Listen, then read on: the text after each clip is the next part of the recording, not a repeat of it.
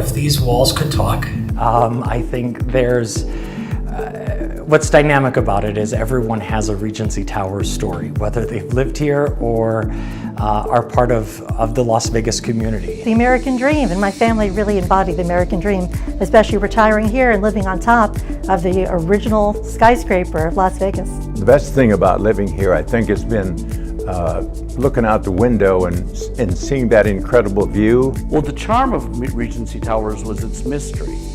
The mystery was there were incredible icons of Las Vegas that were living here or that had places here that they came to on occasion.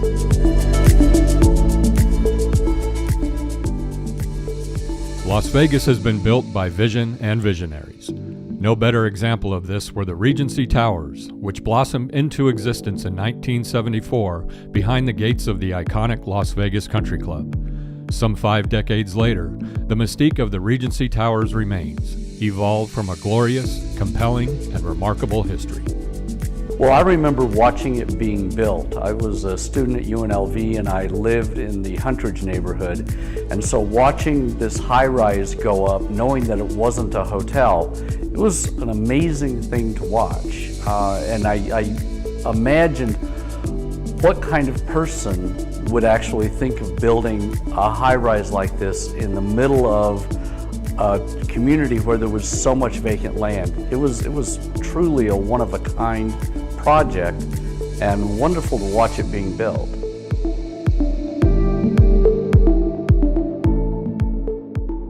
The who Marion wondered about was developer Paul R. Channon, president of Channon Development Company, a subsidiary of Wonderworld, parent company of the popular Las Vegas department stores.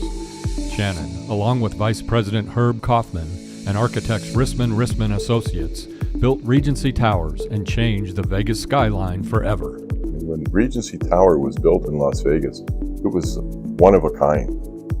And it took Las Vegas all of a sudden from a very, very horizontal place to a beautiful vertical place. Homer A. Rissman was a top architect and the designer behind Circus and other notable Las Vegas projects. To make the project feasible, Channon secured financing of $11,360,000 from Heitman Mortgage Company. The deal was said to be the largest financing commitment for a residential project in Nevada history at the time. However, Channon's company ran into financial difficulties. Enter Paradise Development and legendary developer Erwin Molaski. Well, I was in my dad's office and he was concluding a deal with the developer of this, or the insurance company that was financing it, and at the same time he was pre-buying the penthouse unit.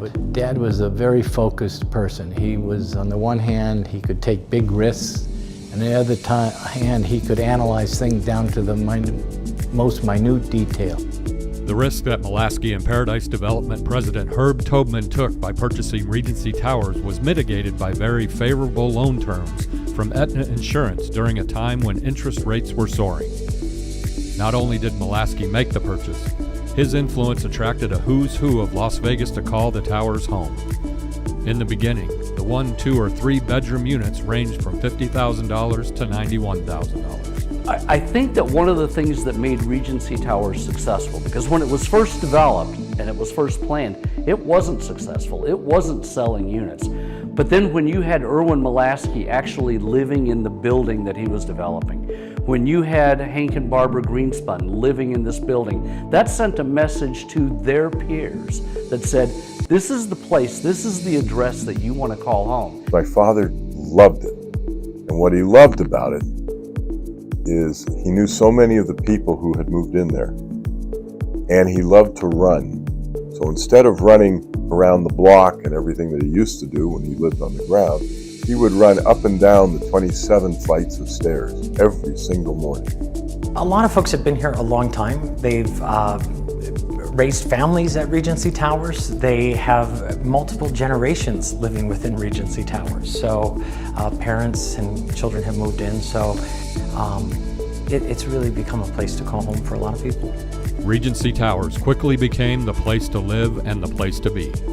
Notables who lived in or spent considerable time there included Moe Dalitz, Debbie Reynolds, LaToya Jackson, Michael Jackson, George Carlin, Kurt Kerkorian, Sheriff John Moran, Charlotte Hill, Miriam Borders, and Tony Spilatro, plus many other notable Las Vegans from many different backgrounds. When I think about Regency Towers, I think about all the amazing people that have lived here. And one time I came down the elevator with George Carlin, and I had just written something that he was not happy about, and I got a very cold shoulder. Couldn't wait for the ride to end. My parents loved it, and at night all the lights would twinkle. But the really cool thing I think about that apartment was not just the way the beautiful marble and the glass and the mirrors. I mean, it was decked out. But the cool thing was our neighbors. We found out that we were living with like the biggest families of Las Vegas. We had the Molaskis to our left, the Greenspuns to our right, the McDonald's on the other side. I mean, we felt we were like the Beverly Hillbillies of the building. It was really fun. To me, Regency Towers is more than just another building, another condo community, or really just another piece of real estate. To me, it's a lot of old Vegas history and charm. There's a lot of mystique behind it. And it's really something truly special. A huge part of that mystique is the relationship between the Las Vegas Country Club and Regency Towers. The club was the first truly private country club in Las Vegas, and many members were also Regency Towers residents. And Molaski and Dalitz, along with Allard Rohn and Merv Adelson, were part of the club's ownership. The view of the course was, and still is, always front and center. Clearly, there was a relationship between the Las Vegas Country Club and Regency Tower.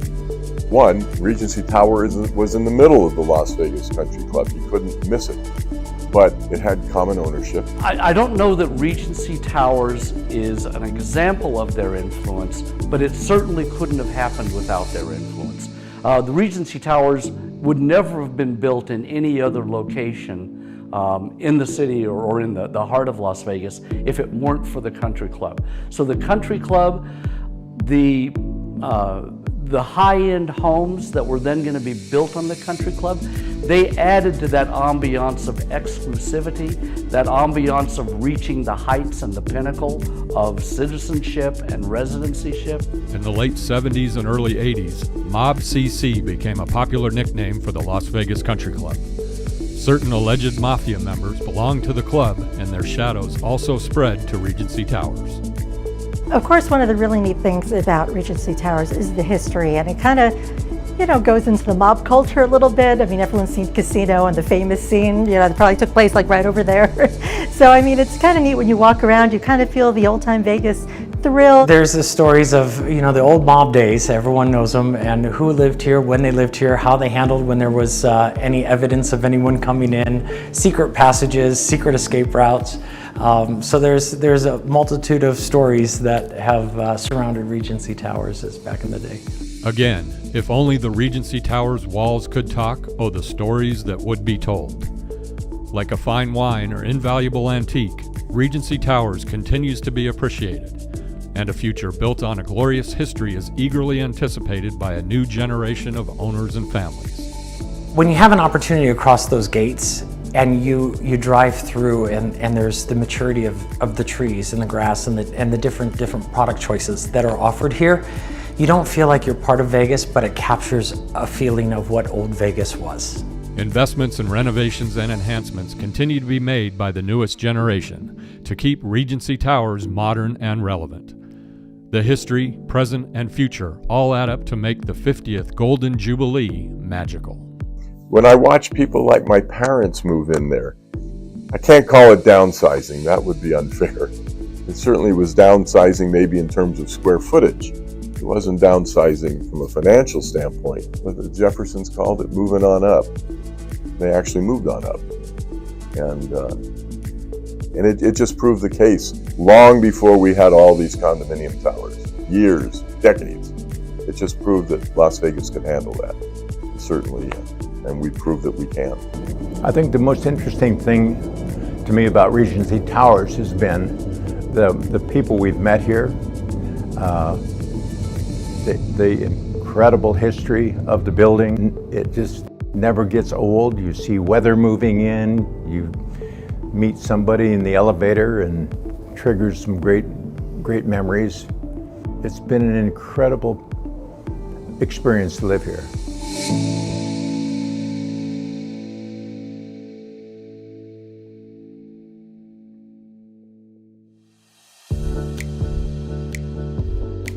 I walked right into a great story. The lobby was raucous. There was a whole bunch of people there. It was almost like there was a party, and it was like gathered around somebody. And as I had walked in, I heard this huge roar. And I got up and close, and I asked somebody what's going on.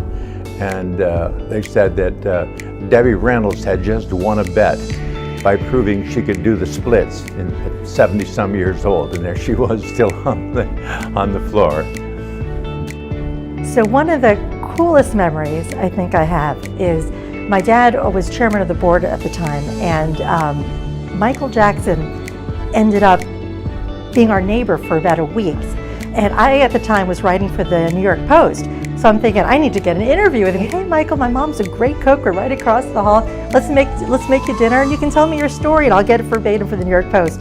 The next day, Michael Jackson left. So I guess he was a little worried there was a pesky reporter across the way. It's dynamic. I said no two units are alike in here. Out of 200 plus units, no two units are alike. Each unit has a story. I always say that Regency Towers is an emotional buy. Because of that, someone walks in, they love the unit, they love the floor height, they love the location, they love the view. It really comes down to an emotional buy for a lot of people. But generally, this is where they want to be. The first hole was a par 5 that ended, the green was right in the shadow, if you will, of the Regency Tower. And I remember playing there, many times with my friend John Moran. And invariably, when we got to the green, hopefully I was closer to the hole than he was, you'd look up, about midway up that building, and there's the sheriff at the time, who was John's dad. He would always come out on the balcony, and he'd wave to us while he and his wife had a cup of coffee or whatever they were doing up there. It was kind of nice. First thing that comes to my mind with Mo Dalitz is the Las Vegas Country Club. Not for the reasons that you might think. It's not because he was a major investor and major developer of the country club, which he was, but it was the country club became the symbol of how mob-oriented people who, from wherever they came from, if it was Kansas City, if it was Chicago, they were still lower-class citizens in those locations. They were looked down upon because they were mobsters, gangsters, illegals. They would never have been able to belong to the premier country clubs in those communities. But here, they created a new life, a new personality, they were welcomed here, and they could live the life of prominent citizen, not just gangster. And the country club was the epitome of that. My dad and Susan Molaski lived here from the very beginning. They raised the Fry boys, my stepbrothers. And I remember in their unit, my dad had, and I don't think many people had that at this time, split screens, about 3 or 4 small televisions next to each other, where you could get all the different football games and all the different channels. We would hang out in the family room and watch games.